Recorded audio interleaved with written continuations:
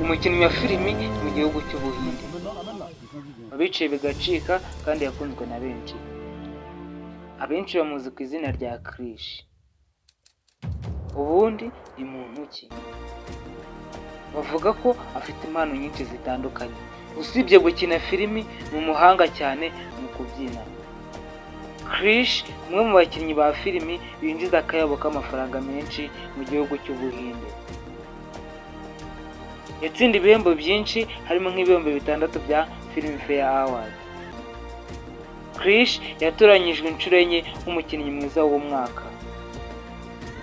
Yagaragaye mu byamamare 100 mu gitangazamakuru gikomeye nka Forbes mu Buhinde, bashingiye ku byo yinjije ndetse no gukundwa. Iyi channel yitwa Rukezo. Niba warakanze subscribe, uri umuntu w'agaciro.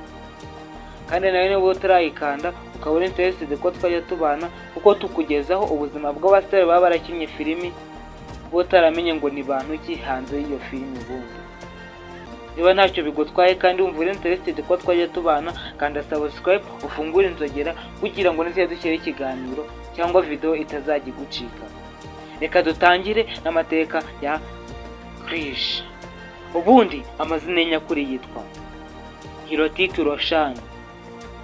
Yavutse ku ya 10 Mutarama mwaka w'igihumbi 1974.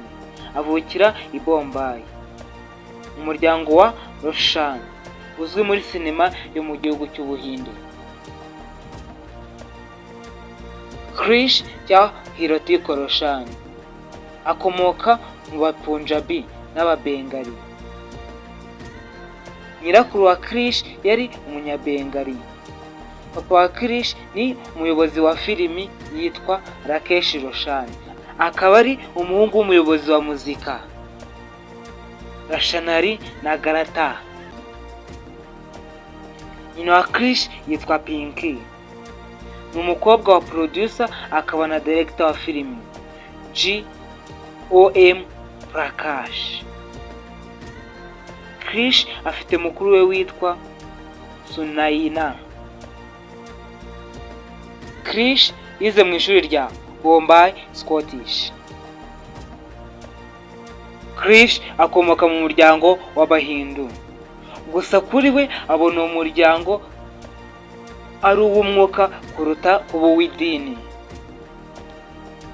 Ku ya 20 Ukuboza mwaka wa 2000, Krish yashakanye na Susan Khan.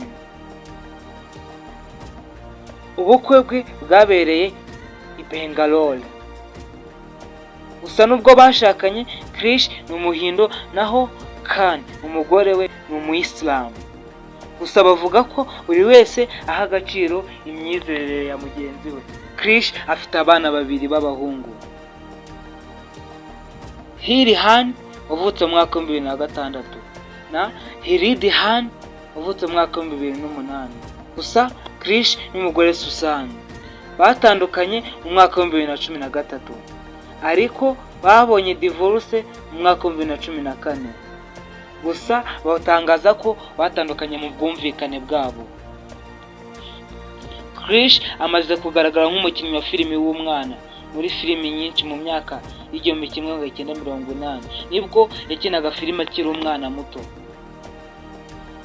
Gusa uyu mugabo Hritik Roshan yatangiye gukina filimi agaragaramo nk'umuntu mukuru mu myaka ya 2000, aho yagaragaye muri filimi yamenyekanye kandi gakundwa na benshi aho na Pyar Hai.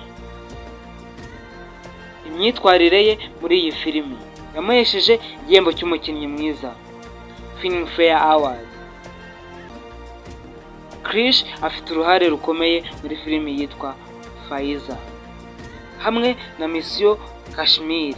Izi filimi zose zasohotse mu mwaka wa 2000, ndetse yanagize uruhare rukomeye muri filimi twakunze turi benshi yitwa Kabhi Khushi Kabhie Gham, yasohotse mu mwaka wa 2001.